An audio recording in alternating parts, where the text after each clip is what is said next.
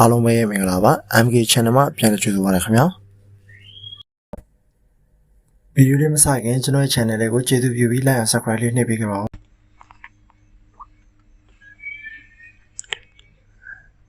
အားလုံးပဲမင်္ဂလာပါခုကျွန်တော်ဒီနေ့လုပ်ပြမှာတော့ကျွန်တော်တို့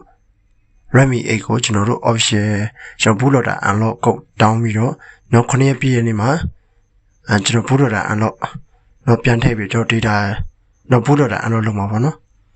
โอเคအဲ့တော့ကျွန်တော်တော့အကောက်ပြန်ထည့်လိုက်တယ်ကျွန်တော်ရှိမှာဒီကောင်တစ်ပတ်ပြည့်လို့ကျွန်တော်ပြန်လာတာပေါ့โอเคမှာကျွန်တော် fast food move ကနေပဲကျွန်တော် unlock ကိုတောင်းလိုက်တယ်โอเค unlock successful ဆိုလို့ရှိရင်ကျွန်တော်ဒီမှာ3ခုလုံးစိမ့်သွားပြီပြန် successful ဆိုပြီးပြโอเคအဲ့ကြလို့ရှိရင်ကျွန်တော်ဖုန်းမှာလဲကျွန်တော် bootloader တော့ bootloader လည်းအဲ့ဒါဆို unlock ဖြစ်ပါပြီ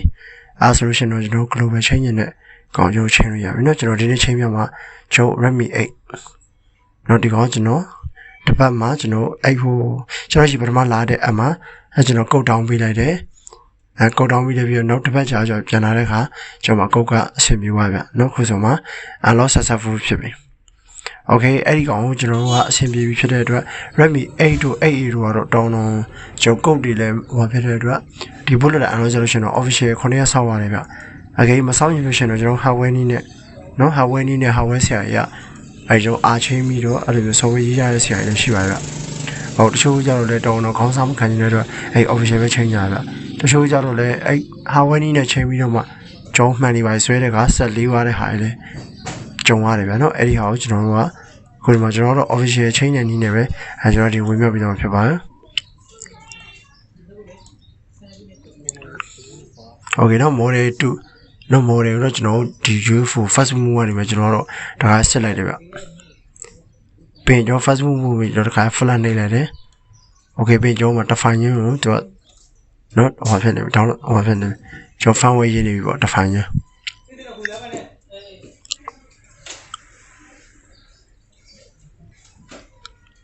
ဟုတ်ကျွန်တော်ကြံပေးချင်တာဖြစ်နိုင်မယ်ဆိုလို့ရှိရင်ကျွန်တော် bootloader unlock ကိုကျွန်တော်တို့ official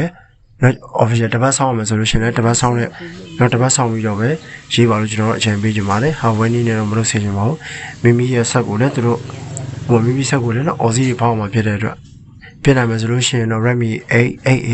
တော့ icon တွေတော့ကျွန်တော် official နည်းနဲ့ပဲလုပ်စေချင်ပါတယ် hardware နည်းနဲ့ကျတော့ကျွန်တော်တို့အခန်းမသိလို့ရှိရင်နော် heat တွေအပူသုံးတဲ့အခါကျတော့ရှင်နော်အဲဒီဟော layer တွေပါတဲ့အတွက်ကျွန်တော်ပို့ပြကျွန်တော်ထိခိုက်နေပါတယ်အဲကျော်ဂိမ်းလည်းရှိပါတယ်အဲ့လိုဖြစ်နိုင်မှာဆိုလို့ရှိရင် software နည်းနဲ့ပဲလုပ်ပေးကြပါနော် customer အလိုကြီးရဆိုတဲ့လည်းကိုကတော့ကိုဘက်ကလည်းနည်းနည်းကြိုပြီးတော့ဟောဖြစ်ရမယ်ပြင်ဆင်ရမယ်ဗျ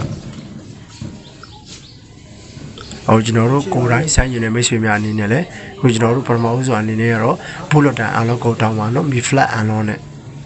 နော် mi unlock တူပေါ့နော်အဲ့ကောင်နဲ့ unlock ကိုတောင်းပါတပတ်ပြည့်လို့ခါကြလို့ရှိရင်ကျွန်တော် you fast food ကနေပဲ flash auto ban နဲ့နော်ရေးလို့ရပါတယ်ဒါပေမဲ့ကျွန်တော်ရောက်နေ2နဲ့ပဲကျွန်တော်ရေးပြတာဗျ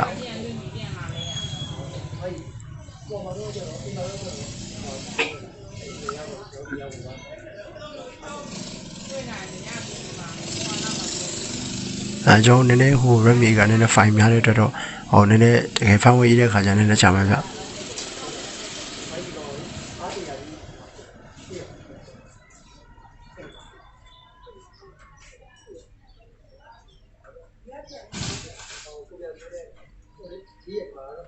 နော်ဖြစ်နိုင်မယ်ဆိုလို့ရှိရင်ကျွန်တော် Redmi 8တွေ 8A တွေရလို့ရှိရင်တော့ official ကျွန်တော်တော့နော် official ရေးဖို့ပဲကျွန်တော်တို့အကြံပေးပါလားခင်ဗျာ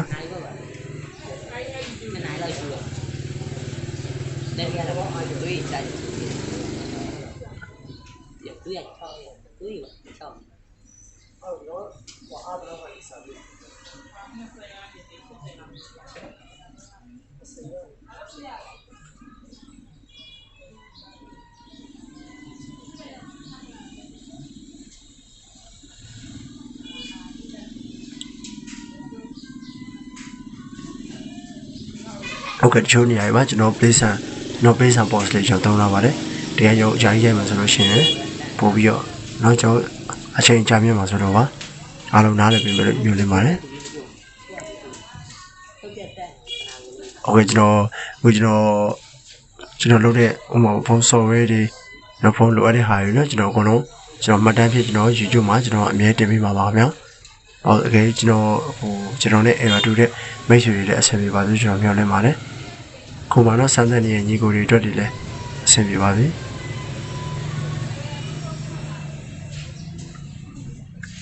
ဟုတ်ကဲ့ကျွန်တော်တို့ global ရေးမယ်ဆိုလို့ရှိရင်တတိထားသနာဘူးတော့တာ unlock ဖြစ်မဖြစ်ကြည့်ပါ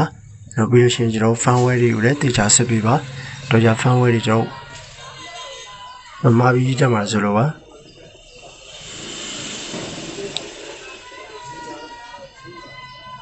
ဒီကောင်တွေကဟိုနော် system မှာတော့နည်းနည်းကြားထွက်တယ်ဗျဒီကောင် system file တွေကနည်းနည်းပို့ပြီးတော့နည်းနည်း file size ကြည့်လို့ပါ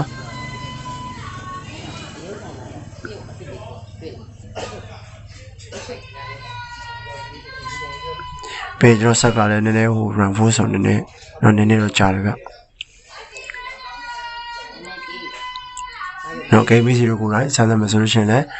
ကျွန်တော် order မဖြစ်လို့ဖြစ်နိုင်လို့ရှိရင်တော့ firmware လေးစစ်ပေးပါပြီးရင် full loader unlock ဖြစ်မဖြစ်လေးစစ်ပေးပါနော်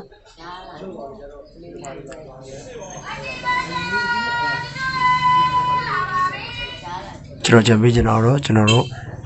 ခုမိမိလုံးမဲ့ဖုန်းနဲ့ပြီးလို့ရှိရင်ပါ error နဲ့အဲ့တော့ကျွန်တော် YouTube မှာအရင်လေ့လာသင်ပါတယ်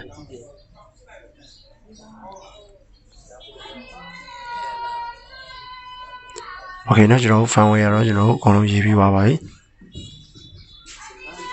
โอเคကျွန်တော်ချတော့ကြည့်လိုက်အောင်နော်โอเคကျွန်တော် firmware ရေးပြီးတော့နည်းနည်း logo မှာကြာတယ်ဆိုလို့ရှိရင်ကျွန်တော်နော်ဖုန်းလေးနည်းနည်း power လေးပြန်ပိတ်ပြီးတော့နည်းနည်းနော် restart ဖွင့်မှာလို့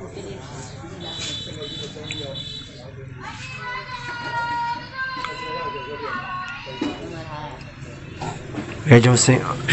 စင်ကလေးပါထည့်ရမှာဆိုလို့ရှိရင်ကျွန်တော်နည်းနည်းဟို play store နေရာကြောင့်ရှင်နည်းနည်းကြာတတ်ပါတယ်ကြောင့်ရှင်ကျွန်တော်ဖြစ်နိုင်မှာဆိုလို့ရှိရင်လေမြန်လေးတင်ပေးလိုက်ပါ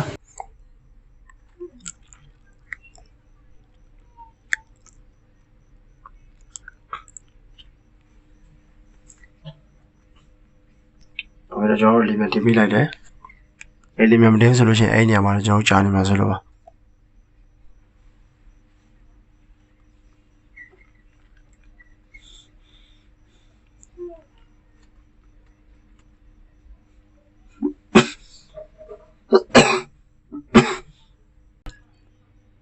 โอเคเนาะကျွန်တော်ဒီနေရာမှာဆိုလို့ရှိရင်ကျွန်တော် skin နေလိုက်မယ်โอเค next နေလိုက်မယ်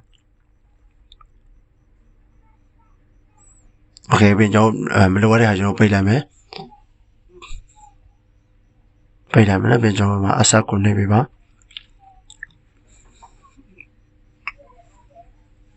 โอเคပြီးလို့ရှိရင်တော့ကျွန်တော်နော် finger နေရာမှာ screen နေရာမှာထည့်လို့ရနော်ဒါကျွန်တော် skin လိုက်မယ်โอเคပြင်မလိုရကျွန်တော်အကုန်လုံးပိတ်လိုက်ပါမယ်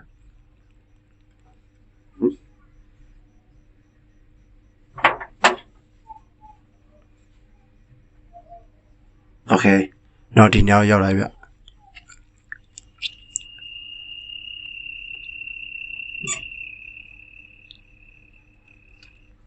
โอเคဒါဆိုလို့ရှိရင်ကျွန်တော်တို့เนาะအဆင်ပြေပါပြီเนาะကျွန်တော် MIUI တွဲเนาะ global ကိုကျွန်တော်အဆင်ပြေပါပြီအားလုံးပဲကျေးဇူးတင်ပါတယ်ကျွန်တော်ဒီနေ့ဝင်ပြပေးတဲ့အကြောင်းအရာလေးကလူချင်းမျိုးတို့အတွက်အသုံးဝင်နေဆိုကျွန်တော် channel လေးကို like and subscribe ပြုလို့ပါဦးကျွန်တော်တောင်းဆိုပါရခင်ဗျာအားလုံးကိုကျေးဇူးတင်ပါတယ်နောက်ဗီဒီယိုမှာလည်းကျွန်တော်သိတဲ့ error တွေကိုလည်းအခုတော့နောက် YouTube မှာပဲကျွန်တော်တင်ပေးသွားပါပါခင်ဗျာမိမိတို့သိချင်တဲ့ error များကိုလည်းကျွန်တော် comment မှာရေးခဲ့ပြပါလို့ကျွန်တော်တောင်းဆိုပါရခင်ဗျာအားလုံးကိုကျေးဇူးတင်ပါတယ်